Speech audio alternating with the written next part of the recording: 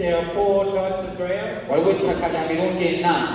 The first one, very much like this. You get seed full on this cement. And as a general rule, it will not grow.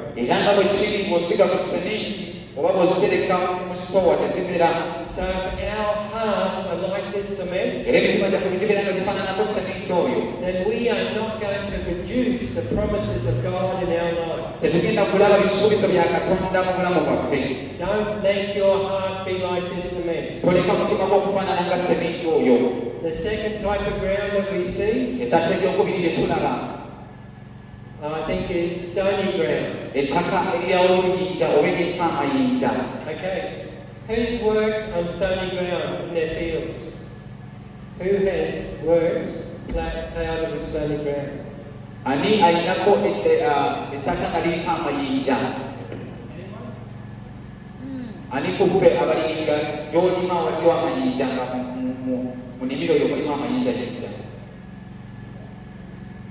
Okay, 1 person, 2, 3.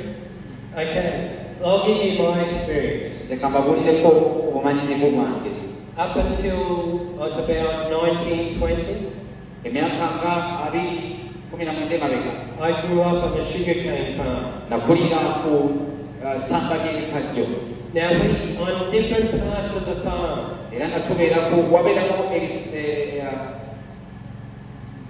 we had different types of soil.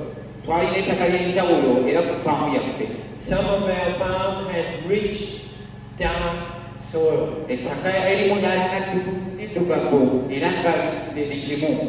Other parts of our farm had rich, red soil. Okay, they produced good. But there were some parts of our farm that was really, really stony. And I think it's from a really old volcano. And every year we would be pulling the stones out and throwing them away. And we did that every year. Because it was stony, it was not producing very good.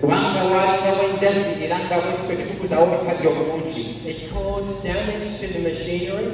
So it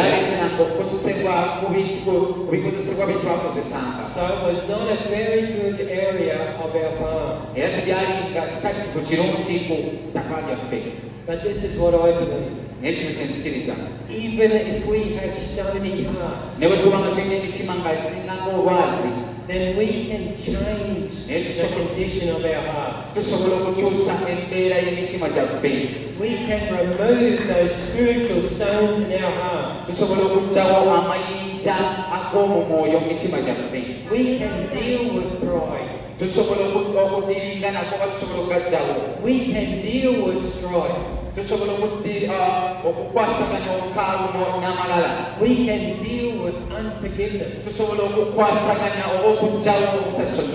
As long as we choose to. So even if we have some stony ground in our hearts,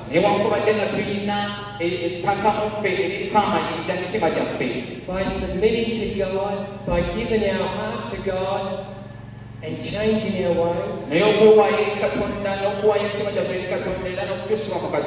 then those spiritual stones can be removed. The third type of ground is thorny ground. Okay, so thorns and weeds can choke out the good plants.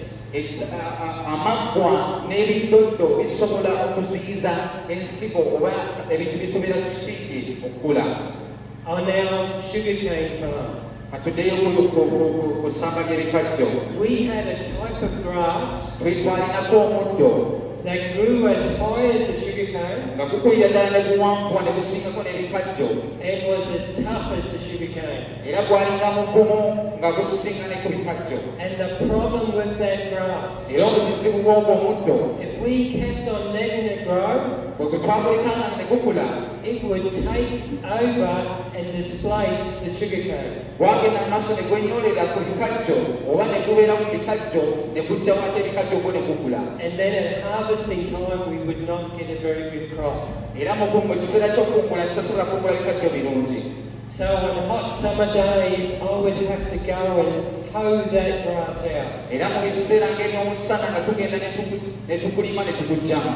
We do not want the thorns and thistles and weeds in our spiritual heart. Tetwagala ebiddoddo ne byonna mu mitima gyaffe. Because I can guarantee you, if we let them grow, they will choke out the promises of God. Era bwe tuleka amaggwa n'ebiddoddo okukula mu mitima gyaffe bijja kuziyiza oba bijja kuteeka munda ekigambo kya Katonda obutakula. And I think we all realize that how weeds can just take over. Era tukimanyi ffe ng'abalimi tusere bw'atandika okukula ebijjanjalo tebijja kukula era tobirabako. We need to do everything we can to let the plants that we plant grow and become mature. Twetaaga okukola kyonna kyonna kye twetagisa okukola okulaba ng'ebintu byaffe bye tusimbye bikula ne bivaamu. Because when we're doing our farming, when we're tending to our garden, Kubanga bwe tubeera mu nnimiro zaffe all these things make a difference to what sort of income we can get from it. bino byonna byonna bye tukola okukoola n'okuggyamu ebiddoddo bikwataganiramu oba bikola kinene nnyo ku makungula ge tulina okufuna. And that's the same thing with our hearts. Era kyekintu kye tulina okukola ne ku mitima gyaffe. If we don't tend to our hearts, Bwe tuba nga tetukooledde emitima gyaffe, if we don't weed and get rid of the weeds in our hearts, bwe tuba nga tetuggyeewo biddoddo mu mitima gyaffe, remove the stones, ne tuggyamu amayinja ago, water the seed, ne tufukirira bwe tutona ensigo, and fertilize the seed, era bwe tutekako ebigimusa, and help those plants to grow, era ne tuyambako n'ebyo ebimera okukula, then we will not get that good harvest of the promise of God in our hearts. bwe tutakola ebyo tetujja kufuna ebisuubizo bya Katonda ate bye twetaaga mu bulamu bwaffe. Now there's another thing I want you to realize. Awo ekintu ekirala kye njagala tutegeere. And this is what is so good about when we do farming out there. Era ekyo kino ekirungi bwe tuba nga tuli mu nnimiro zaffe. We don't plant a seed one day Tetusiga nsigo leero and go and get a harvest the next day. ate bwe tutyo ne tugenda ne tukungula enkeera. It takes time. Okusiga n'okukungula kutwala obudde. Okay? We need to get the word of God in us. Twetaaga okufuna ekigambo kya Katonda mu ffe. Okay? And we need to keep a condition to let that word keep on growing and growing and growing. Era tulina okugumiikiriza ekigambo kya Katonda kikule era kigende maaso nga kikula mu bulamu bwaffe. So that we can produce that good harvest. Era bwe tutyo tusobole okubeera amakungula amalungi. Okay?